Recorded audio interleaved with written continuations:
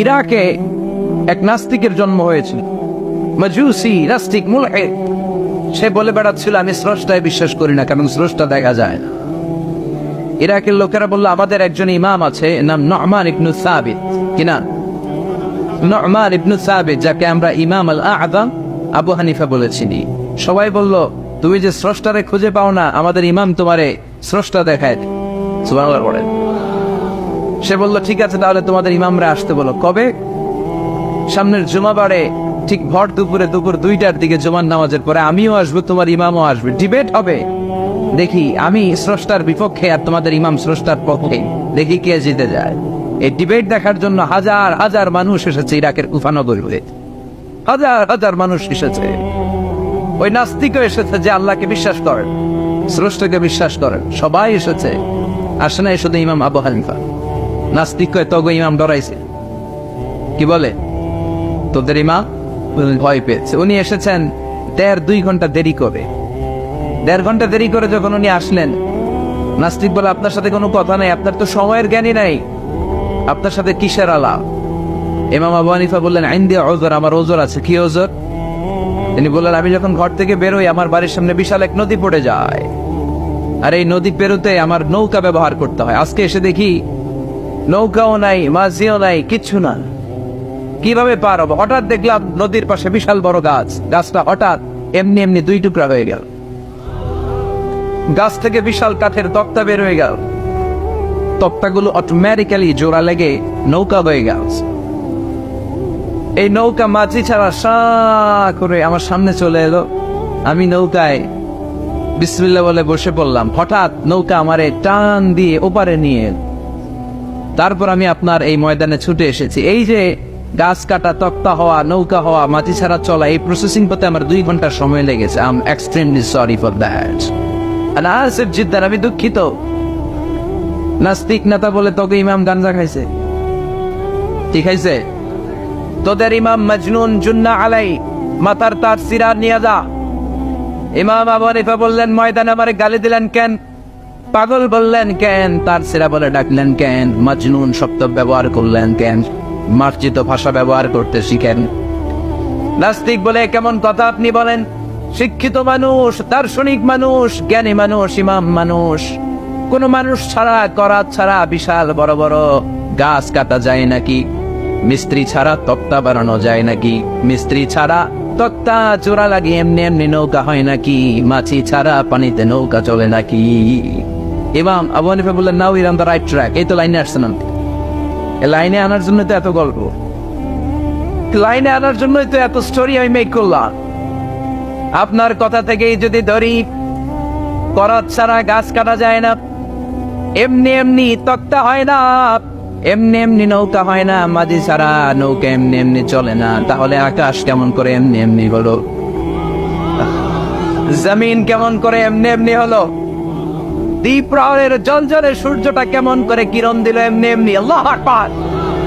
কেমন করে নবমণ্ডল ভূমণ্ডল সৃষ্টি হলো? কেমন করে দিন শেষে রাত্রি আসে, রাত্রি শেষে দিন আসে? ওইটা যদি এমনি এমনি না হয়, মহাবিশ্বের এই সুন্দর বসুন্ধরার সব কিছু কেমন করে এমনি এমনি হয়? নাস্তিক কয় হায় হায়, আসলে তো আমি একটা লুকা পাঠা, আসলেই তো আমি আদারাম, এইভাবে তো ভেবে দেখি নাই। আসলে তো এগুলো এমনি এমনি হয় না। Someone is controlling everything in the world. একটা মহা শক্তিধর মহা এমডি আছে, এমডি ম্যানেজিং ডাইরেক্টর, মহা ব্যবস্থাপক, সব ব্যবস্থাপকদের বড় ব্যবস্থাপক। চিৎকার করে বলেন তিনি কে? বিশাল এক ব্যবস্থাপক আছে, তিনি সব কন্ট্রোল করছেন। এতদিন পর্যন্ত আমি বুঝতে পারি নাই, আমারে মাফ করিয়ে দেন আর পড়িয়ে দেন লা ইলাহা ইল্লাল্লাহু মুহাম্মাদুর রাসূলুল্লাহ সাল্লাল্লাহু আলাইহি সাইয়েদনা ইমাম আবু হানিফার হাতে হাত রেখে শাহাদা বাক্য পাঠ করেছে। সুবহানাল্লাহ পড়ে। ঝিনুকের ভেতর লুকিয়ে থাকে যেমন মতি, ঝিনুকের ভেতর লুকিয়ে থাকে যেমন মতি, কালমা শাহাদাতে আছে আল্লাহর জ্যোতি, কালমা শাহাদাতে আছে আল্লাহর জ্যোতি। সুবহানাল্লাহ। এই জ্যোতি যার হৃদয়ে একবার টাচ করে তার জন্য জান্নাতকে খুলে দেয় কে? এজন্য এই সূরা পড়লে নাস্তিকরা নাস্তিক থাকবে না। নাস্তিকদের জন্য এখানে আল্লাহ মেডিসিন দিয়েছে, কিছু ডোজ দিয়েছেন, আলহামদুলিল্লাহ পড়ে। এই সূরা থেকে আমরা কিছু সময় কথা শুনতে রাজি আছেন তো? সূরার নাম চিল্লায় বলেন কি না? মুলক। মুলক মানে কি? মুলক মানে রাজত্ব, মুলক মানে ক্ষমতা, মুলক মানে পাওয়ার, মুলক মানে কিংডম, মুলক মানে সভরেনিটি। সুবহানাল্লাহ পড়েন। রব্বুল আলামিন বলেন তাবারাকাল্লাযী বিয়াদিহিল মুলকু ওয়া হুয়া আলা কুল্লি শাইইন কাদির। সুবহান সেই সত্তা যার হাতে ক্ষমতা আর তিনি সব বিষয়ে ক্ষমতাশীল। সুবহান। তাবারাকাল্লাযী বিয়াদিহিল মুলক, মহামহিম সে সত্তা, সুবহান সে সত্তা, বিয়াদিহিল মুলকু যার হাতে ক্ষমতা। ক্ষমতা কার হাতে? আল্লাহ। চিৎকার করে বলতে হবে কার হাতে? আল্লাহ। নাকি আমাদের হাতে, না সরকারের হাতে, পুলিশের হাতে, র্যাবের হাতে, মাশরাফির হাতে, হিরো আলমের হাতে? ক্ষমতা কার হাতে? ক্ষমতা শুধুমাত্র একজনের হাতে। চিল্লায় বলেন তিনি কে? আল্লাহ। আল্লাহর হাতে ক্ষমতা, আর তিনি হচ্ছেন সকল ক্ষমতার উৎস, সেন্টার অফ অল পাওয়ার্স। সব ক্ষমতার উৎস কে? নাকি জনগণ? আমরা কিন্তু এটাই শিখি, এদেশে আমাদেরকে রাষ্ট্রীয় ভাবে শিখানো হয় এটা রাষ্ট্রীয় পুকুরি। সকল ক্ষমতার উৎস জনগণ নয়, সকল ক্ষমতার উৎস কে? উনি ক্ষমতার উৎস, তিনি ক্ষমতাশীল, মহা ক্ষমতাধর, তার ক্ষমতার সাথে কারো তুলনা হয় না। আমাদের কি ক্ষমতা আছে? কথা বলে। বল্লা পোকা কেমন খাইছেন? হ্যাঁ, মৌমাছি কামড়াইছে, মৌমাছি কামড়াইলে চিল্লাচিল্লি শুরু করে, তো কি ক্ষমতা আছে আপনার? বল্লা কামড় মেয়েরা দেয় ধরে, ওটা ধরে তো মারবো, এটাও পারি। কুত্তায় কামড়াইলে আমরা কুত্তারে কামড়াইতেও পারি না। কথা বলেন। আমরা নাকি ক্ষমতার মালিক। পিছন থেকে কেউ যদি বলে হুজুর শাহ, মজা করে বলছি, এতই ভাবে আসলে যদি করে আসতো শব্দ, স্লোগান দেওয়ার বেলায় লিল্লাহে তাকবীর, আল্লাহু আকবার, আমার ভাই তোমার ভাই, কাপায় ফেলা মনে নয় ফেলাও। কথা বলেন। আর যদি পেছন থেকে কেউ আওয়াজ করে বলে শাহ, দৌড়। আপনারা কি দৌড় দিবেন? আমরা দিতে দৌড় দিন। কথা কর। চাচা আপন প্রাণ জীবন বাঁচানোর জন্য ভয়ে পাগল। সাপ লাগবে না, বাবা ভেঙছিলেন মাইথা দিয়ে নাই বোধ হয়। আছে আছে। কি করে? খালি লাফায়। 10টা বাবা ব্যাং যদি ছেড়ে দেওয়া হয় স্টেজে 2টা, আর বাকি 8টা এদিকে, বাবা ব্যাং আর কি লাভ দিন? এসে লাফালাফি শুরু করবো আমরা। কথা বলে। আর আমরা দাবি করি আমরা ক্ষমতার উৎস। কোন ক্ষমতা নাই। একবার ডায়রিয়া হলে 3বার টয়লেটে গেলে আর চেহারার দিকে তাকাও জানা, কারে মাফ করে দে, আই মরে যাইও, আই হাইতান ন আছে না নাই? তো পারবেন না কেন? আপনার ক্ষমতার উৎস, আপনি না ক্ষমতার উৎস। আরে আপনার তো কোন ক্ষমতা নাই। খুলিকাল ইনসানু দাঈফা, মানুষকে দুর্বল থেকে দুর্বল করে তৈরি করেছে কে? এজন্য রব্বুল আলামিন বলেন তাবারাকাল্লাযী বিয়াদিহিল মুলকু ওয়া হুয়া আলা কুল্লি শাইইন কাদির। সুবহান সেই সত্তা যার হাতে ক্ষমতা। চিল্লায় বলেন ক্ষমতা কার হাতে? আল্লাহ। আমাদের হাতে কোনো ক্ষমতা নাই। আমরা হলাম দুর্বল। আমরা কি দুর্বল? দুর্বলের ঘরে দুর্বল। আমরা যখন জন্মেছিলাম দুর্বল। আমার ছোট্ট একটা মেয়ে আছে, আমি অবাক হয়ে থাকি যে আমিও তাইলে ছোটবেলায় এরকম ছিলাম, না খাওয়ালে খেতে পারে না, পেশাব পায়খানা করে, ঘর নষ্ট করে, বমি করে, দাঁড়াতে পারে না, শুইতে পারে না, লালা পড়তে থাকে, ক্লিন করতে হয়, সব সময় তাকে সার্ভ করতে হয়। কি দুর্বল ছিলাম আমরা। ওই দুর্বলতা থেকে যৌবনের সাময়িক একটা সময় পাই রক্ত গরম। এরকম রক্ত গরম তোমার আগে ছিল না। আগে তুমি দুর্বল ছিলা। তুমি শুধু দুর্বল না, তুমি দুর্বলের ঘরের দুর্বল। আমাদের 14 পুরুষ দুর্বল। চিল্লায় বলেন ঠিক কিনা? কি ক্ষমতা আমাদের? দুর্বল হয়ে দুনিয়ায় জন্মালাম, সাময়িক কিছু সময়ের জন্য যৌবনের শক্তি পেলাম, আবার ওইটার পরে আবার দুর্বল হয়ে গেল। রং ধরা যৌবন জং ধরে শেষ, আবার লাঠি নিয়ে হাঁটা লাগে, কোমরে ব্যথা, মাজায় ব্যথা, আবার পুজো হয়ে যায়। কি ক্ষমতা আছে আমার? কি ক্ষমতা আছে? একটু ভূমিকম্প হলে কাঁপাকাঁপি শুরু হয়ে যা, ঠিক কিনা? ভূমিকম্প হলে বাঁচার জন্য সব দেয় দৌড়। টেলিভিশনের কিছু লাইভ প্রোগ্রাম দেখলাম, উপস্থাপক দৌড়, অতিথিও দৌড়। দেখেন নাই? লাইভ ব্রডকাস্টিং হচ্ছিল, কি সরাসরি সম্প্রচার। যখন দেখা যাচ্ছে চেয়ার কাঁপতেছে, উপস্থাপক দৌড়, আর মেহমানরা বসে আছে মাইক নিয়ে, কিছুক্ষণ পরে আরো কাঁপাকাঁপি বেড়ে গেল, মেহমানও দৌড়। কথা কর, 20 তলা 30 তলা দামি দামি বিল্ডিং গুলোর ফ্ল্যাটের ভেতরে যারা থাকে, তুফান শুরু হলে দেয় দৌড়। কথা কর, ভাড়াটিয়ারা দৌড়ায়, বাড়িওয়ালারা দৌড়ায় না। শোয়া নিজের বাড়ি তো এটা তো দৌড় দেয় না, নাকি ভূমিকম্প হইলে ভাড়াটিয়াও দৌড়, বাড়িওয়ালাও দৌড়, সবাই পুলিশের প্রধানও দৌড় দেয়, বাস্তবে তো র্যাবের প্রধানও দৌড় দেয়, প্রেসিডেন্টও দৌড় দেয়, শুধু প্রধানমন্ত্রী দৌড় দেয় না। দেয়, আমি কই নাই, কিন্তু আপনারা কইছেন। দোষ আপনাদের, আমার কোনো দোষ নাই। আমি প্রধানমন্ত্রীর কিছু বলি নাই। চাচা আপন প্রাণ বাঁচা। রাতে ভূমিকম্প হলে দৌড় দিতে হয়, চিল্লায় বলেন ঠিক কিনা? 2004 সালে বরিশালে প্রথমে গেলাম বাসে, ফিরে আসতেছি লঞ্চে, নদীর মাঝখানে তুফান, জাহাজ ডুবে যাবে। ওই দিন চিনলাম আল্লাহ কারে কয়, আল্লাহ কেসকো কাতে হে। ওই দিন লঞ্চের শুধু মুসলমানেরাই আল্লাহরে ডাকে নাই, হিন্দুরাও জিকির করছে কার? ওই দিন সবার মুখে একটা জিকির ছিল, লা ইলাহা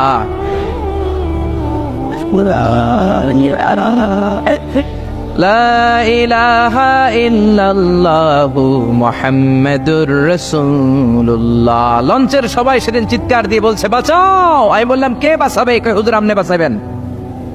তো তাইলে আমারে বাঁচাইবো কে? কই হুজুর আপনারে বাঁচাইবো আল্লাহ। আসলে বিপদে পড়লে বোঝা যায় আমাদের কোনো ক্ষমতা নাই, ক্ষমতার মালিক হচ্ছেন একজন, তিনি কে? এজন্য রাব্বুল আলামিন বলেন, কুলিল্লাহুম্মা মালিকাল মুলকি তুতিল মুলকা মান তাশাউ ওয়া তানজিউল মুলকা মিম্মান তাশা ওয়া তুইজ্জু মান তাশাউ ওয়া তুযিল্লু মান তাশাউ বিয়াদিকাল খায়র ইন্নাকা আলা কুল্লি শাইইন কাদির। ও আল্লাহ, আপনি ক্ষমতার মালিক। ক্ষমতার মালিক কে? আপনি যারে চান ক্ষমতার চেয়ারে বসান, আবার যারে চান ক্ষমতা থেকে নামিয়ে দেন। ফেরাউনকে মিশরের মসনদে বসালো কে? আবার সাগরের পানিতে সুবানি খাওয়াইলো কে? নমরুদকে ইরাকের চেয়ারে বসালো কে? আবার মশার কামড় দিয়ে শেষ করে দিল কে? ডোনাল্ড ট্রাম্পকে আমেরিকার ক্ষমতার চেয়ারের মধ্যে বসালো কে? ডোনাল্ড ট্রাম্প যদি বান্দ্রামি করে, ওইটারও লাথি মাইরা নামায়া দিতে পারে কে? এজন্য আল্লাহ বললেন, তাবারাকাল্লাযী বিয়াদিহিল মুলকু ওয়া হুয়া আলা কুল্লি শাইইন কাদির। সুমহান সেই সত্তা যার হাতে ক্ষমতা, সব ক্ষমতা কার হাতে? জোরে বলেন না, কার হাতে? এই পৃথিবীতে অনেক দেশের প্রধানমন্ত্রী কিংবা প্রেসিডেন্ট ক্ষমতার চেয়ারে 5 বছরের মেয়াদে বসে, জানেন? জানেন না? না, কোন দেশে 5 বছরের মেয়াদে, কোন দেশে 10 বছরের মেয়াদে। তো আমার আল্লাহ ক্ষমতার চেয়ারে বসছে কয় বছরের মেয়াদে? কথা বলেন। 20 বছর, 50 বছর, 100, 200, এর চেয়ে বেশি? উনার ক্ষমতার নির্দিষ্ট মেয়াদ নাই, উনার আজীবন মেয়াদ। সুবহানাল্লাহ কইবেন না? والأول والآخر والظاهر والباطن وهو بكل شيء عليم। আল্লাহ বললেন, আমি প্রথম, আমি শেষ, আমি প্রকাশ্য, আমি গোপন। অনাদিকাল থেকে আমি আল্লাহ ক্ষমতার চেয়ারে বসা, অনন্তকাল পর্যন্ত থাকব। ঠিক কিনা? 5 বছর 10 বছরের মেয়াদে আল্লাহ ক্ষমতার চেয়ারে বসে নাই। আল্লাহর ক্ষমতার মেয়াদ হচ্ছে আজীবন মেয়াদ। চিল্লায় বলেন ঠিক কিনা? বুঝে শুনে উত্তর দিবেন। পৃথিবীর অনেক দেশে ক্ষমতায় যেতে হলে ডেমোক্রেটিক সিস্টেমে ক্ষমতায় যেতে হয়, মানে ভোটে জিতে। তো আল্লাহ তো ভোটে জিতে ক্ষমতায় আসছে, তাই না? ভোট ছাড়া, হ্যাঁ, এমনি এমনি চলে আসছে। আবার পৃথিবীর অনেক দেশে ডিক্টেটরশিপ সিস্টেমে, মানে স্বৈরাচারী পদ্ধতিতে, জোর যার মুল্লুক তার, ওই সিস্টেমে ক্ষমতায় বসে। আল্লাহ তো এই সিস্টেমে আসছে না? আচ্ছা। আবার অনেক দেশে আছে মোনার্কি সিস্টেম, রাজতন্ত্র, বাবা রাজা, তার ছেলেও রাজা। তো আল্লাহর বাবা ছিল রাজা, এই জন্য আল্লাহও রাজা। বিষয়টা কেমন? আল্লাহ বললেন, খবরদার, আমার ক্ষমতার সাথে তোদের ক্ষমতা মিলাবি না। কুল হুয়াল্লাহু আহাদ আল্লাহুস সামাদ লাম ইয়ালিদ ওয়া লাম ইউলাদ ওয়া লাম ইয়াকুন লাহু কুফুয়ান আহাদ। লাম ইয়ালিদ ওয়া লাম ইউলাদ, আমি কাউরে জন্ম দেই নাই, আবার আমি কারো কাছ থেকে জন্ম নেই নাই, উত্তরাধিকার সূত্রে কারো কাছ থেকে ক্ষমতা পাই নাই। বিশ্বের শুরুতে, মহাবিশ্বের শুরু থেকে যে ক্ষমতার চেয়ারে আমি আল্লাহ বসে আছি, আমি আল্লাহ এই ক্ষমতার চেয়ারে শেষ পর্যন্ত থাকবো। চিল্লায় বলেন ঠিক কিনা? আমাদের ক্ষমতার সাথে ওনার ক্ষমতার কোনো মিল নাই। আবার পৃথিবীর অনেক দেশে দেখবেন ক্ষমতায় যেতে হলে কোয়ালিশন করা লাগে। বাংলাদেশে এটা বলে জোট করা লাগে। কি করা লাগে? জোটের রাজনীতি বাংলাদেশে আছে না নাই? কথা বলেন, কথা কয় না, আমি অনেক কিছু বুঝেই না। জোটের রাজনীতি আছে না নাই? জোট যার বেশি ক্ষমতা তার বেশি, ঠিক কিনা? প্রথমে শুরু হইলো 4 দলীয় জোট, তারপর 14 দলীয়, তারপর 18 দলীয়, এরপর 20 দলীয়, এরপর মহাজোট, এবার হবে মহাজোট। তো আল্লাহ তো জোট করে ক্ষমতায় আসছে। আল্লাহর জোট করা লাগছে, কোয়ালিশন করা লাগছে। আল্লাহ বললেন খবরদার, ওয়ালাম ইয়াকুল্লাহু শারীকুম ফিল মুলকি ওয়া কাব্বিরহু তাকবীরা। আমার ক্ষমতায় কোনো অংশীদার দল নাই, আমার ক্ষমতার মধ্যে কোনো শরিক দল নাই, আমার কোনো জোট নাই, আমার কোনো কোয়ালিশন নাই। আমি একাই ক্ষমতার মালিক, আমার ক্ষমতায় ভাগ বসানোর মতো কেউ নাই। জোরে কোন ঠিক কিনা? আবার দেখবেন পৃথিবীর অনেক দেশে আন্দোলনের মাধ্যমে ক্ষমতার চেয়ার থেকে নামানো যায়। যিনি প্রেসিডেন্ট, একটা আন্দোলন করলে ক্ষমতা থেকে নামানো যায়, এরকম আছে না নাই? গণ অভ্যুত্থান করতে পারলে, আন্দোলন করতে পারলে ক্ষমতা থেকে নেমে যায়। আমি যখন মিশরে পড়াশোনা করি, মিশরের প্রেসিডেন্ট ছিল হোসনি মুবারক। মিশরে একটা আন্দোলন হলো, ওই আন্দোলনের ঠেলায় হোসনি মুবারক ক্ষমতা ছেড়ে দিতে বাধ্য হলো। তো আমরাও যদি পৃথিবীর সবাই মিলে আল্লাহর বিরুদ্ধে আন্দোলন করি, আল্লাহ ক্ষমতা ছেড়ে দিতে বাধ্য। বুঝে শুনে উত্তর দিয়েন। পৃথিবীর সবাই মিলে চাইলেও আল্লাহ ক্ষমতা থেকে নামবে না। আচ্ছা, যত জিন আছে মহাবিশ্বে, সব জিনেরা যদি বলে আমরাও একাত্মতা ঘোষণা করলাম, আমরাও আল্লাহরে মানি না, মানুষ জিন ভাই ভাই, আল্লাহর আর রক্ষা নাই, তাইলে তো আল্লাহ ক্ষমতা ছেড়ে দিবে, তাই না? ছেড়ে দিবে। আবার ফেরেশতারাও যদি বলে আমরাও মানি না, মানুষ জিন ফেরেশতা 3 দলীয় জোট। কয় দলীয়? কথা বলেন। মানুষ জিন ফেরেশতা 3 দলীয় জোট করে যদি আল্লাহর ব্যাপারে বিদ্রোহ করি, তাহলে আল্লাহর ক্ষমতা শেষ নাকি? আল্লাহর ক্ষমতা শেষ? আল্লাহ বললেন ওয়া আন্নাকুম গায়রু মুজিজিল্লাহ।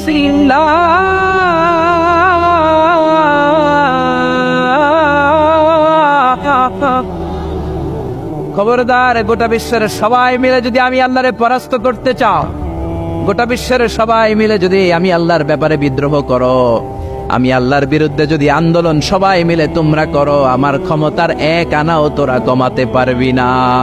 সুবহানাল্লাহ। তার মানে আমাদের ক্ষমতার সাথে আল্লাহর ক্ষমতার কোনো মিল নাই। চিল্লায় বলেন ঠিক কিনা?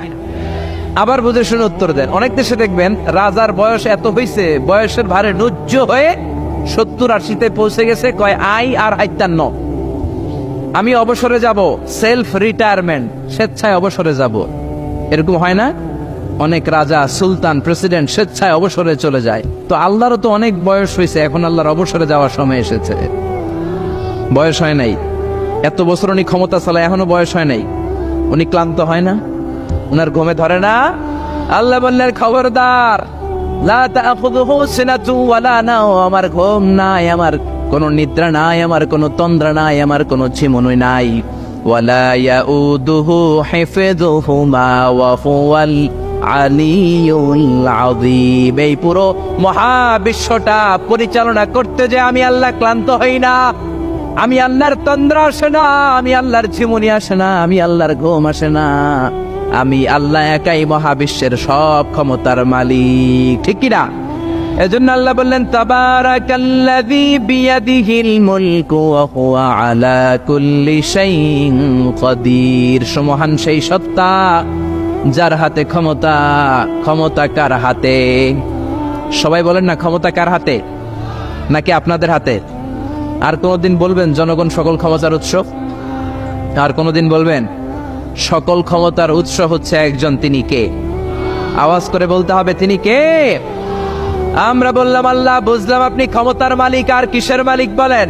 আল্লাহ বললেন আল্লাযী খালাকাল মাউতা ওয়াল হায়াতা লিয়াবলুয়াকুম আইয়ুকুম আহসানু আমালা ওয়া হুয়াল আজিজুল গফুর। আমি শুধু ক্ষমতারই মালিক নই, আমি এমন আল্লাহ, যে আল্লাহ জীবন তৈরি করলাম, যে আল্লাহ মরণ তৈরি করলাম। আমি জীবনেরও মালিক, মরণেরও মালিক। আমাদেরকে জীবন দিয়েছে কে? মরণ দিয়েছে কে? আমাদের প্রাণ ভিক্ষা দিতে পারে কে? নাকি আপনাদের রাষ্ট্রপতি? আপনাকে রাষ্ট্রপতি তো নাকি প্রাণ ভিক্ষা দেয়, দেয় না? আরে রাষ্ট্রপতিরও তো প্রাণ ভিক্ষা দিবে আল্লাহ। চিল্লায় বলেন ঠিক কিনা? আল্লাহ বললেন, আমি এমন আল্লাহ, আল্লাযী খালাকাল মাউতা ওয়াল হায়াতা লিয়াবলুয়াকুম আইয়ুকুম আহসানু আমালা। তোমরা কে কেমন আমল করো এটা দেখার জন্য আমি জীবন বানালাম, মরণ বানালাম, আর জীবন মরণের মাঝখানে তৈরি করলাম রূহ। রূহ তৈরি করলাম। কি তৈরি করলাম? রূহ মানুষ তৈরি করতে পারে না, রূহ তৈরি করতে পারে একজন। তিনি কে? মানুষ কম্পিউটার তৈরি করতে পারে, প্লেন বানাতে পারে, রকেট বানাতে পারে, রোবট বানাতে পারে, সুফিয়া খালারে বানাতে পারে, কিন্তু রুহু বানাতে পারে না। সুফিয়া খালারে চিনেন? আপনারাও চিনেন? আহা, মেয়েদের মতো লিপস্টিক দেয়া হয়েছে ওর ঠোঁটে, মেয়ের আকৃতি দেয়া হয়েছে, অবয়ব দেয়া হয়েছে। সুফিয়া রোবটটাকে দেখে আমার প্রতিবন্ধী মনে হলো। এমনে তাকায়, এমনে করে, এমনে করে, এমনে করে, আর ভেতরে সফটওয়্যারে সব সেট করে দেয়া, যেটা রিমোট কন্ট্রোলে চাপে ওই অনুযায়ী বলে। চিল্লায় বলেন ঠিক কিনা? যারা এই সুফিয়াকে বানিয়েছে, কিয়ামতের দিন আল্লাহ বলবে, এই সুফিয়ার ভেতরে রুহু দে। এই সুফিয়ার ভেতরে রুহু দে। যারা এই সুফিয়া নিয়ে পৃষ্ঠপোষকতা করেছে, বিদেশ থেকে দেশে এনেছে, সবাইকেই আল্লাহর সেদিন বিচারের ট্রাইব্যুনালের, সুপ্রিম কোর্টের কারাগারে কাঠগড়ায় আসামি হয়ে দাঁড়াতে হবে। চিল্লায় বলেন ঠিক কিনা?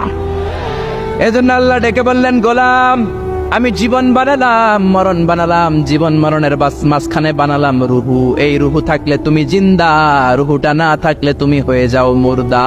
এই যে মিজানুর রহমান আজারি কথা বলতেছে, হাসে, হাত নাড়ে, কথা বলে, কারণ রুহু আছে। এই রুহুটা বের হয়ে গেলে লাশ হয়ে পড়ে যেতে হবে। চিল্লায় বলেন ঠিক কিনা? মক্কার কাফিরেরা বলল, আব্দুল্লাহর বেটা মুহাম্মদ, রুহু কাকে বলে আমাদের বলো। রুহু দেখতে কেমন? কেমন করে দেহের মধ্যে রুহু ঢুকে, কেমন করে রুহুটা দেহ থেকে উড়াল দেয়? এই রুহুর ব্যাপারে তথ্য দিতে পারলে কালিমা পড়ে সবাই মুসলমান হয়ে যাব। আপনারা রুহু দেখছেন কেউ? আপনার দাদা যে মারা গেল, বাবা যে মারা গেল, রুহুটা যে উড়াল দিল, দেখছেন? কালার কেমন? সাইজ কতটুকু? ওজন কতটুকু? দেখতে কেমন? আমরা কেউ রুহু দেখেছি? চিল্লায় বলেন দেখেছি? বিশ্বনবীরে বলা হলো, আব্দুল্লাহর বেটা মুহাম্মদ, রুহু কারে বলে? যদি বলতে পারো কালিমা পড়বো। বিশ্বনবী বলতে পারে না, কারণ বিশ্বনবী মন গড়া কোনো কথা বলেন না। আকাশ থেকে গ্রিন সিগন্যাল আসলে তবেই বলেন, ঠিক কিনা? বিশ্বনবী আল্লাহ তাআলার পক্ষ থেকে গ্রিন সিগন্যাল পাওয়ার জন্য উপরে তাকিয়ে রইলেন। আয়াত নাজিল হয়ে গেল, يسألونك عن الروح قل الروح من أمر ربي وما أوتيتم من العلم إلا قليلا। ও নবী, লোকেরা আপনারা জিজ্ঞেস করে রুহু কাকে বলে? মা হুয়া রূহ, হোয়াট ইজ দ্য স্পিরিট? আপনি বলে দেন, রুহু হলো আল্লাহর পক্ষ থেকে স্পেশাল অর্ডার। আল্লাহর অর্ডারে এই রুহুটা দেহের মধ্যে ঢোকে, আবার আল্লাহর অর্ডারে রুহু বের হয়ে যায়। আল্লাহু আকবার। এই রুহুটা মানুষের দেহে ঢুকে কার অর্ডারে? আবার বের হয়ে যাবে কার অর্ডারে? পৃথিবীর যত বিজ্ঞানীরা আছে সবাই মিলেও কি একটা রুহু বানাতে পারবে? জোরে বলেন না, রুহু বানাতে পারবে? আল্লাহ চ্যালেঞ্জ করে বললেন, ওমা উতীতুম মিনাল ইলমি ইল্লা কালিলা। তোমাদেরকে একেবারে যত সামান্য কিঞ্চিত জ্ঞান দিয়ে আমি তৈরি করেছি, তোমাদের এই লিমিটেড জ্ঞান দিয়ে রুহু বানানো যাবে? ইউনাইটেড স্টেটস অফ আমেরিকা একজন মেডিকেল সায়েন্টিস্ট এই চ্যালেঞ্জ গ্রহণ করলো। সে চ্যালেঞ্জ গ্রহণ করে বলল, আমি রুহু বের করে ছাড়ব। কি বের করব? রুহু। আমেরিকার ওই মেডিকেল সায়েন্টিস্ট সে চ্যালেঞ্জ করে বলল, আমি রুহু বানাবো। কি বানাবো? উত্তর দিতে হবে কিন্তু। কি বানাবো? রুহু বানাবো। কেমন করে রুহু বের হয় এটা আবিষ্কার করে আমি নোবেল প্রাইজ জিতবো, নোবেল লরেট হব। 7 বছর সে গবেষণা করলো মুমূর্ষু রোগীদের নিয়ে। মুমূর্ষু রোগী নিয়ে বসে থাকে, কখন রুহুটা বের হবে, রুহু ধরার জন্য বসে থাকে। কিন্তু 7 বছরে হাজার হাজার মুমূর্ষু রোগীর দেহ থেকে রুহু উড়াল দিছে, কিন্তু রুহু ধরতে পারে নাই।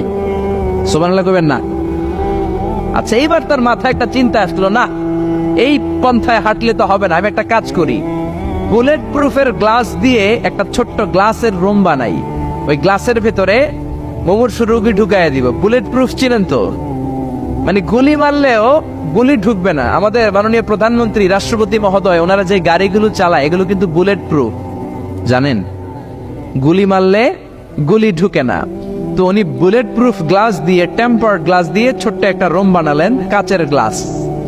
উনি মনে মনে ভাবলেন, মুমূর্ষু রোগী যদি এই কাচের গ্লাসের ভেতরে ঢুকাই, যেহেতু বুলেট প্রুফ, কিছু ঢুকেও না, বাইরে হয় না, রুহু বাইরে কেমনে দেখি। তো কাচের গ্লাস বানিয়ে তার টিমের সবাইকে বলল, আইসিইউ থেকে একটা মুমূর্ষু রোগীকে ধরে আনো, আজকে আমি রুহু ধরে ছাড়ুম। তো মুমূর্ষু রোগীকে আনা হয়েছে ইন্টেনসিভ কেয়ার ইউনিট থেকে, তাকে কৃত্রিম অক্সিজেন দিয়ে লাইফ সাপোর্টে রাখা হয়েছে। মেডিকেল টিমের প্রধান বলে, এই লোকটারে এই বুলেট প্রুফ গ্লাসের যে ছোট্ট রুম, এটার ভিতরে ঢুকানোর আগে চেক হিজ বিপি, তার বিপি মাপ, ব্লাড প্রেশার মাপ। তো মেপে দেখে ঠিক আছে। ওজন মাপ, বলে ওজন মাপা হলো, ওজন হচ্ছে 80 কেজি, 80 কিলোগ্রাম। কত কেজি? 80। সবাই বলেন কত কেজি? 80 কেজি। এবার মেডিকেল টিমের প্রধান বলে, মুমূর্ষু রোগীটার ভিতরে ঢুকিয়ে দে। ঢুকানো হলো। এবার সে বলল, লাইফ সাপোর্ট খুলে ফেল। সবাই বলে, স্যার লাইফ সাপোর্ট খুলে ফেললে তো মরে যাবে। মেডিকেল টিমের প্রধানকে মারার জন্যই তো আনছি, এটার না মারলে আমি রুহু পামু কেমনে? এটা রুহুটা তো বের করতে হবে দেহ থেকে। তো যেই কথা সেই কাজ, ঢুকানো হলো, লাইফ সাপোর্ট খুলে ফেলা হলো। লোকটা গ্লাস ফিটিং করা রুমের ভেতরে ছটফট করতে করতে দুনিয়া থেকে বিদায় নাই। এবার মেডিকেল টিমের প্রধান রুহু খুঁজতেছে। দুনিয়া থেকে বিদায়, তার মানে তো রুহু বের হয়ে গেছে, কিন্তু রুহু আর খুঁজে পায় না। গ্লাসের এই দিকে তাকায়, ওই দিকে তাকায়, নিচে উপরে, ডানে বায়ে, সামনে পেছনে, কোথাও রুহু নাই। রুহু খুঁজে পাওয়া যায় না। সে ভাবলো, আমি গ্লাসের দরজাটা খুলে হাত দিয়ে এরকম বাইং মাছ যেমনি হাতায়, এরকম হাতাইলে হয়তো রুহু পাবো। তো কাচের গ্লাস খুলে হাত দিয়ে এরকম হাতানো শুরু করলো। হাতাতে হাতাতে পুরো গ্লাস ফিটিং করা রুমের ভিতরে সব খুঁজে ফেললে, কিন্তু রুহু খুঁজে পাওয়া যায় নাই। লোকটাকে বের করা হলো। উনি বললেন, চেক হিজ বিপি, বিপি মাপতো। সবাই বলে, স্যার এটা তো ময়রা ভূত হয়ে গেছে, এখন তো বিপি নাই। বিপি বুঝেন তো, ব্লাড প্রেশার। এই যে ধাক্কাটা, অলিন্দ নিলয়, সিস্টলিক ডায়াস্টলিক, জন্মের পর থেকেই আমাদের এই যে দম নেয়া আর দম ছেড়ে দেওয়ার খেলাটা আছে না নাই? কথা বলেন। এই যে ফুসফুস দম নেয়, দম ছেড়ে দেয়। শীতের রাতে আপনি কম্বল গায়ে দিয়ে ঘুমায় যান, আপনার দমও কি ঘুমায় যায়? আপনার দম ঘুমাইলে তো আপনি ঠুস। আয় রে মানুষ রঙিন ফানুষ, দম ফুরাইলে তবু তো ভাই কারোরই নাই একটুখানি। আয় রে মানুষ রঙিন ফানুষ, রঙিন ফানুষ, আয় রে মানুষ। পড়েন আল্লাহু আকবার। এবার মেডিকেল টিমের প্রধান বলে, চেক হিজ বিপি, বিপি মাপ। সবাই বলে, বিপি নাই, কিন্তু ওজন আছে না নাই? মরার পরেও তো একটা লাশের ওজন থাকে কি থাকে না? এবার মেডিকেল টিমের প্রধান বলে, চেক হিজ ওয়েট, ওজন মাপ। এবার ওজন স্কেলে শোয়ানোর পরে দেখা গেল লোকটা মরার আগে ছিল 80, এখন হয়ে গেছে 78 কেজি। কয় কেজি? মরার আগে লোকটা ছিল কয় কেজি? মরার পরে ওজন দেওয়ার পরে ওজন হয়ে গেছে কয় কেজি? কমছে কয় কেজি? মেডিকেল টিমের প্রধান কয়, আমি পাইছি। সবাই কয়, কি পাইছেন? মেডিকেল টিমের প্রধান কয়, ওইডা। সবাই কয়, কোনডা? কয়, রুহু। কেমনে পাইলেন? কয়, মরার আগে ছিল 80 কেজি, মরার পরে 78 কেজি, কমছে 2 কেজি। তার মানে যেটা উড়াল দিছে ওইটাই 2 কেজি। পাইছে ঘোড়ার ডিম। কিন্তু বিজ্ঞানীদের নিয়ম হচ্ছে, আপনি একটা রেজাল্ট দিয়েই ফাইনাল জাজমেন্ট দিতে পারবেন না, আপনার আরো কিছু নমুনা সংগ্রহ করতে হবে। সে বলল, আরেকটা রোগীকে আইসিইউ থেকে নিয়ে আয়, ওজন মাপ, বিপি মাপ। বিপি ওকে, ওজন কত? 70 কেজি। দ্বিতীয় যে লোকটাকে আনা হলো তার ওজন 70 কেজি। চিল্লায় বলেন, কয় কেজি? 70। এবার গ্লাসের ভিতরে ঢুকানোর পরে অক্সিজেনের মাস্কটা খুলে ফেলা হলো। এই লোকটা অক্সিজেনের অভাবে ছটফট করতে মরে গেল। মরার পরে আবার রুহু খোঁজে, কিন্তু গ্লাসের ভিতরে রুহু নাই। এই লোকটাকেও বের করে মেডিকেল টিমের প্রধান বলে, চেক হিজ বিপি, বিপি মাপ। সবাই বলে, বিপি নাই, কিন্তু ওজন আছে না নাই? এই লোকটার ওজন মরার আগে কত কেজি? 70। এবার ওজন দিয়া দেখে এই মৃত লোকটার ওজন হয়ে গেছে 71 কেজি। কয় কেজি? আগেরটা তো কম ছিল, মিলানো গেছে। এবার যাবি কই? হ্যাঁ, আগেরটা 2 কেজি কমেছে। মনে মনে চিন্তা ছিল, রুহু যেটা ছিল উড়াল দিয়েছে, রুহু নাই, 2 কেজি কমেছে। এবার ছিল 70 কেজি, মরার পরে আরো বেড়ে গেছে 1 কেজি। এবার যাবে কই? আল্লাহ বলে, কিয়ামত পর্যন্ত বিপি মাপতে পারবা, কিয়ামত পর্যন্ত বুলেট প্রুফের গ্লাসের ভিতরে লাশ ঢুকাতে পারবা, বের করতে পারবা, কিন্তু রুহু খুঁজে বের করতে পারবা না। ঠিক কিনা? ইয়াসআলুনাকা আনির রূহি কুলির রূহু মিন আমরি রাব্বি ওয়া মা উতীতুম মিনাল ইলমি ইল্লা কালিলা। নবী লোকেরা আপনার রুহের ব্যাপারে জিজ্ঞেস করে, আপনি সোজা সবটা লোকদেরকে বলে দেন, রুহ হলো আমার আল্লাহর আদেশ মাত্র। আল্লাহর আদেশে দেহে ঢুকে, আল্লাহর আদেশে বের হয়। পৃথিবীর কোন মানুষ রুহু খুঁজে বের করতে পারবে না, সে বের করতে পারে নাই। কারণ মানুষ মরে গেলে এক একজনের দেহের অবস্থা এক এক রকম। কারো হাতটা টাইট হয়ে যায়, খিচুনি দিয়ে দেহের সবকিছু জমাট বেঁধে যায়, ওজন কিছু বেড়ে যায়। আবার কারো দেহটা ফেসফেসে হয়ে যায়, দেহের পেটের ভেতরে যত গ্যাস ছিল এগুলো বের হয়ে দেহটা পাতলা হয়ে যায়। পাতলা হোক আর ভারী হোক, ওইটা মেজারমেন্ট করে রুহু খুঁজে বের করা যায় না। চিল্লায় বলেন ঠিক কিনা? আমরা বললাম আল্লাহ, বুঝলাম আপনি ক্ষমতার মালিক, আপনি রুহুর মালিক, আর কিসের মালিক বলেন?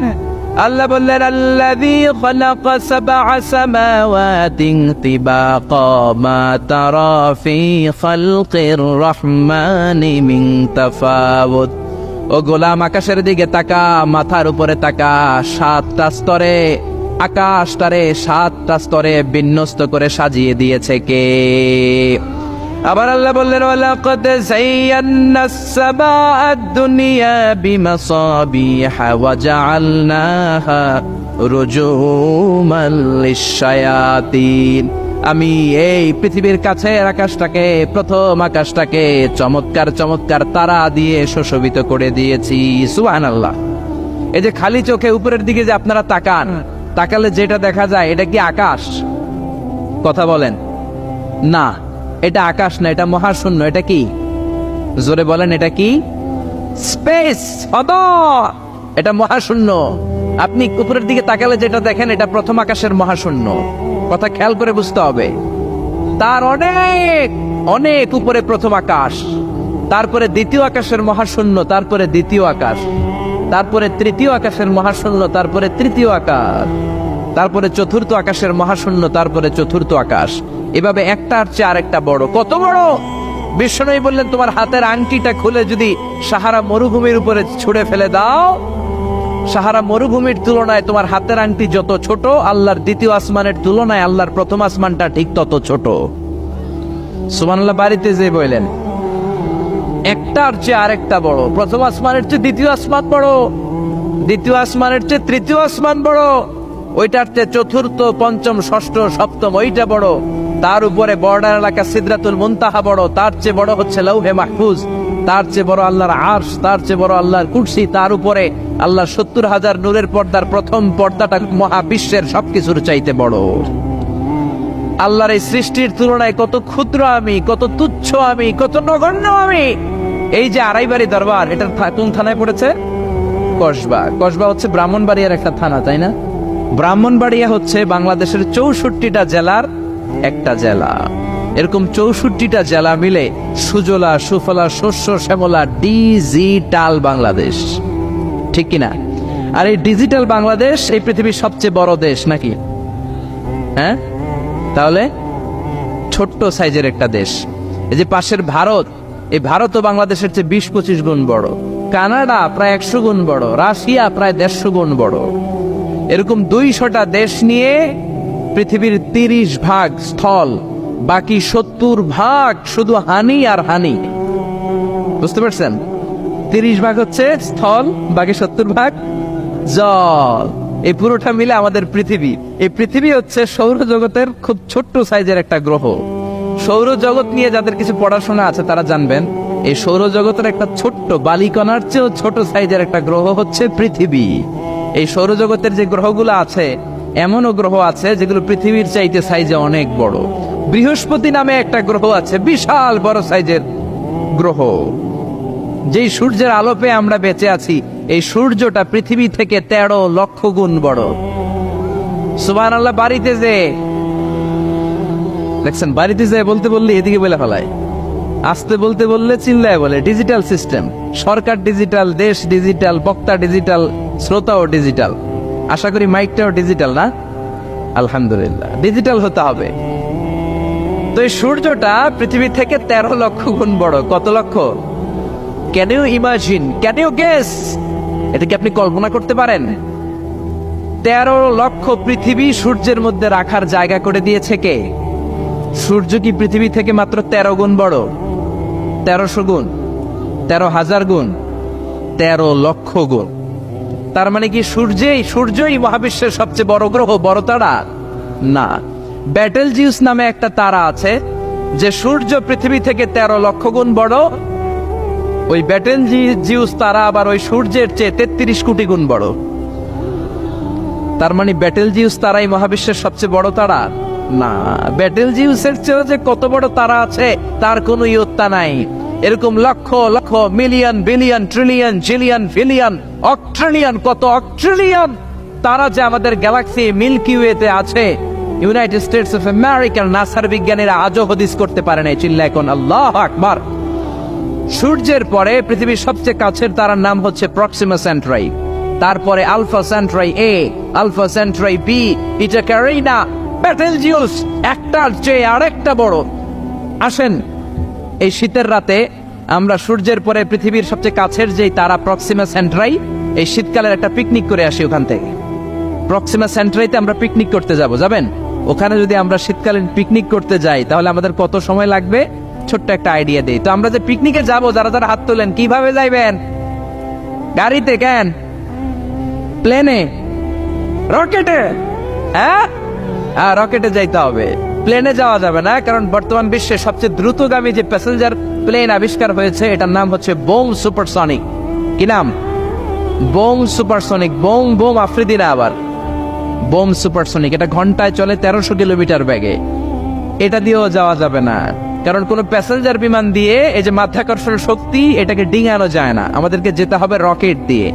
কোন রকেট দিয়ে যাব? যে রকেট দিয়ে নীল আর্মস্ট্রং, এডউইন অলড্রিন আর মাইকেল কলিন্স 1969 চাঁদে নেমেছিল। ওই রকেটটার নাম হচ্ছে অ্যাপোলো 11। যারা যারা হাত তুলছেন একটু নামটা মুখস্থ রাখেন, অ্যাপোলো 11। তাহলে আপনি ঘুরে আসলে লোকেরা জিজ্ঞেস করতে পারে কোন রকেটে গেছিলেন, তখন বলতে হবে না অ্যাপোলো 11 গেছিলাম। তো ঠিক আছে, যারা যারা হাত তুললেন তারা আর আমি এখন পৃথিবী থেকে সবচেয়ে কাছের যে তারাটা প্রক্সিমা সেন্ট্রাই তার নাম, ওইখানে পিকনিকে যাব। তো এই যে রকেটটা দিয়ে যাব অ্যাপোলো 11, এটা কত দ্রুত চলে এটা আগে শোনেন। এই অ্যাপোলো 11 সেকেন্ডে চলে 11 কিলোমিটার বেগে, মিনিটে চলে 660 কিলোমিটার বেগে, আর ঘন্টায় চলে 39,000 কিলোমিটার বেগে। সুবহানাল্লাহ, মজা করে কইতে পারলেন না? 39,000 কিলোমিটার বেগে ঘন্টায় চলে। আচ্ছা, বাংলাদেশ থেকে আমেরিকা কত কিলো হবে? 8-10,000 কিলো। তার মানে এই রকেটটা দিয়ে বাংলাদেশ থেকে আমেরিকায় 1 ঘন্টায় 4 বার আসা যাওয়া করা যাবে। সুবহানাল্লাহ পড়েন। তো যারা যারা হাত তুলেছেন, আসেন আমরা এই রকেট দিয়ে পৃথিবীর সবচাইতে কাছের তারা প্রক্সিমা সেন্ট্রাইতে শীতকালের পিকনিকে যাব। কিন্তু যাবেন যে কত সময় লাগবে এটাও তো জানার দরকার আছে না নাই? যেই রকেটটা অ্যাপোলো 11 ঘন্টায় চলে কত হাজার কিলোমিটার বেগে?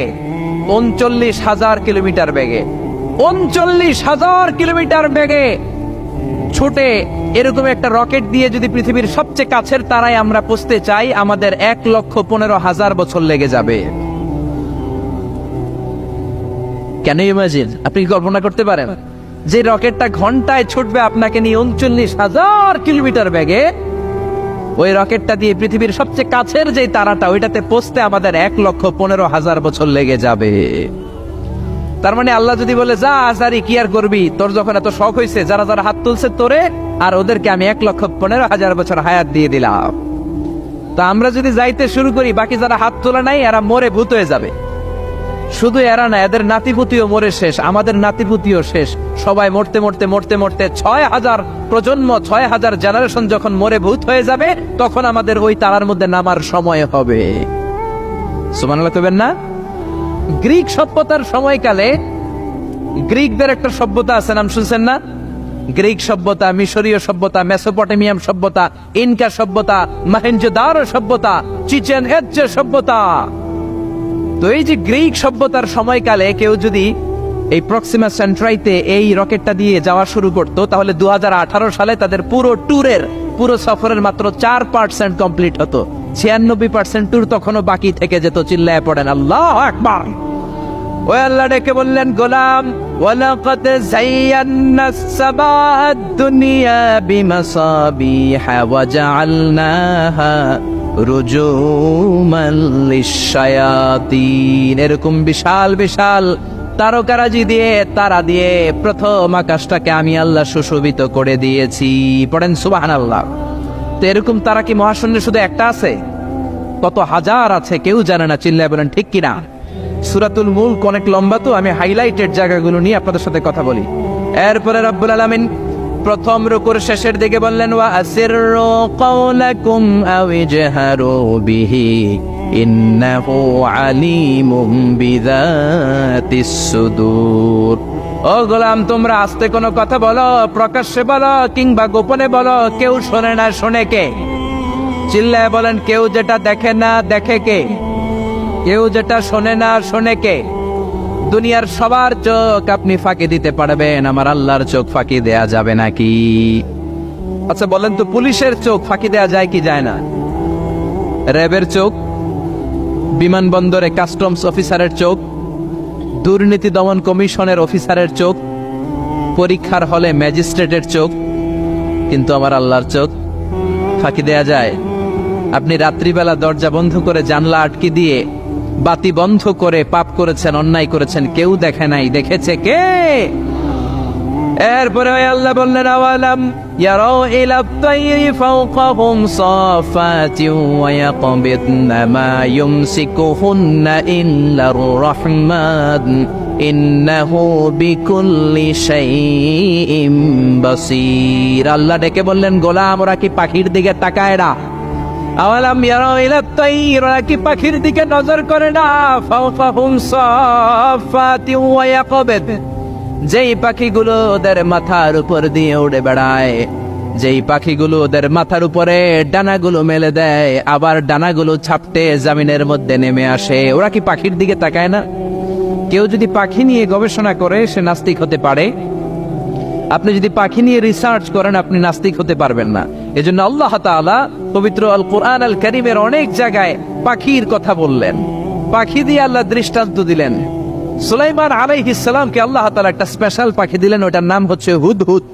1000 মিটার উপর থেকেও তার এই পাখির চোখে মেগাপিক্সেল এত বেশি ছিল, জমিনের দিকে নজর করেই জমিনের কত ফুট নিচে মিষ্টি পানি আছে এই পানির সন্ধান সে সুলাইমান নবীকে দিয়ে দিত।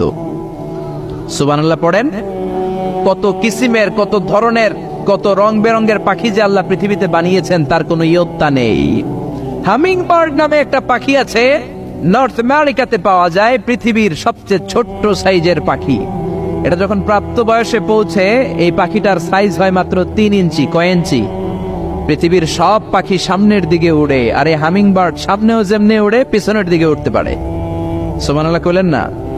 এই পাখিটা প্রতি সেকেন্ডে তার পাখা ঝাপটায় 80 বার। কয়বার? আমি আপনি আমাদের হাতগুলো 1 সেকেন্ডে ঝাপটাতে পারবো কয়বার? 4 বার, সবচেয়ে বেশি হলে 5 বার। আর এই পাখিটা প্রতি সেকেন্ডে তার ডানা ঝাপটায় 80 বার। চিল্লায় এখন সুবহানাল্লাহ। আলপিন সুইফট নামে একটা পাখি আছে, সাউথ ইউরোপের আল্পস পর্বতমালার পাশে এই পাখিগুলো পাওয়া যায়। গোটা বিশ্বে এটাকে সুইফট বার্ড বলে, সুইফট বার্ড। এই সুইফট বার্ড একবার শূন্যে উড়াল দেওয়া শুরু করলে 8 মাস উড়ন্ত অবস্থায় থাকতে পারে। আবার কোনো প্রয়োজনে পৃথিবীতে নেমে আসে, আবার উড়াল দিলে আবার 8 মাস, আবার নেমে আসে, আবার উড়াল দিলে আবার 8 মাস। সুবহানাল্লাহ পড়েন।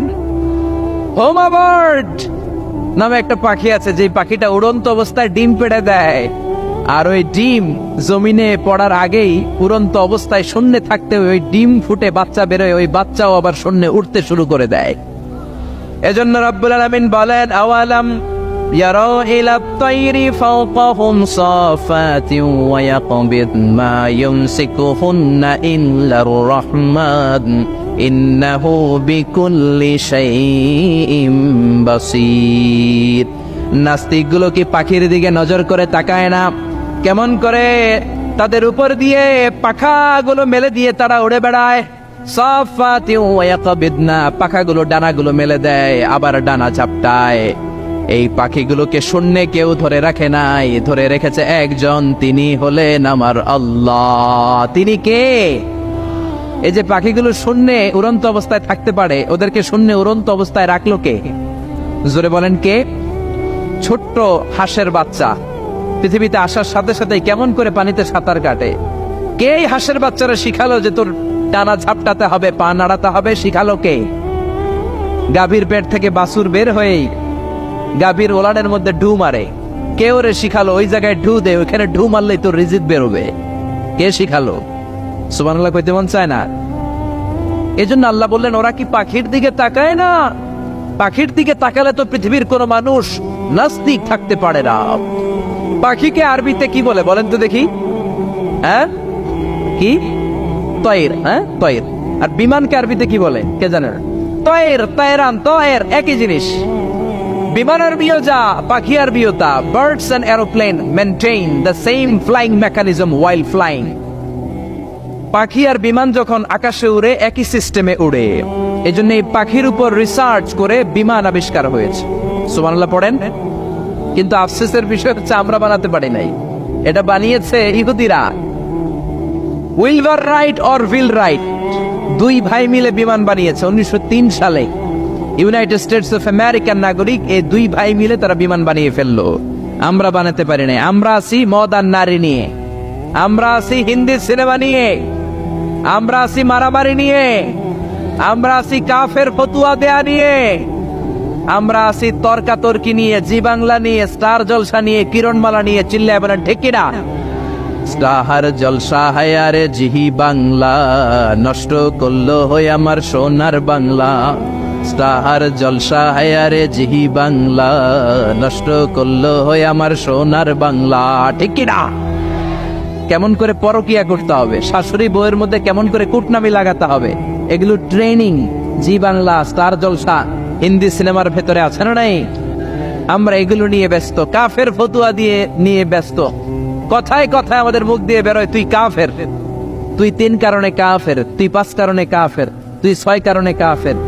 এই কাফের মরলে এই কাফেরকে যেখানে কবর দেয়া হবে ওই কবরের উপর যে ঘাস উঠবে, ওই ঘাস যে গাভী খাবে, ওই গাভীর দুধ যে খাবে ওইটাও কাফের। এরকম ফতোয়া আছে না নাই? তো আমরা এই ফতোয়াবাজি নিয়ে ব্যস্ত। উইলবার রাইট আর অরভিল রাইট কোরআনের এই আয়াতের উপর রিসার্চ করে, গবেষণা করে এরা দুইজন বিমান বানিয়ে ফেললেন। এই দুই ভাই পাহাড়ের মধ্যে শুয়ে কত পাখি যে দেখেছে, কত পাখির ছবি যে এঁকেছে, কত পাখির মোশন এন্ড মুভমেন্ট নিয়ে তারা গবেষণা করেছে। করতে করতে করতে এই দুই ভাই বিমান বানিয়ে ফেলেছে। তবে এখনকার মতো এত উন্নত বিমান নয়, ছোট্টখাট্ট বিমান, একটু উড়ে আবার ধপাস করে জমিনে পড়ে, একটু উড়ে আবার ধপাস করে জমিনে পড়ে।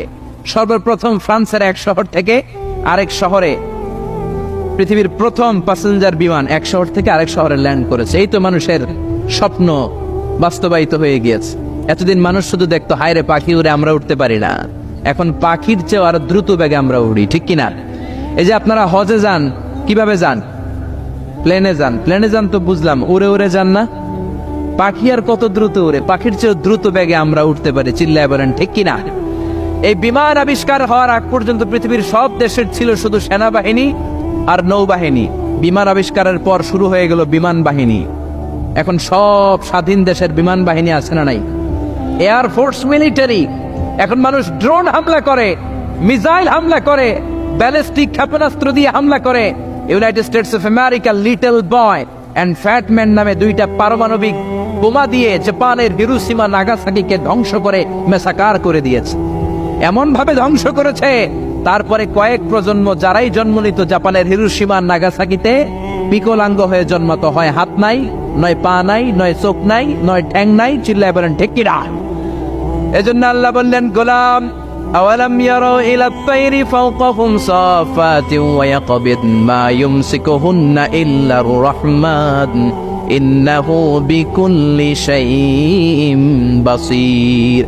এই পৃথিবীর স্বঘোষিত নাস্তিক গুলা কি পাখির দিকে নজর করে তাকায় না?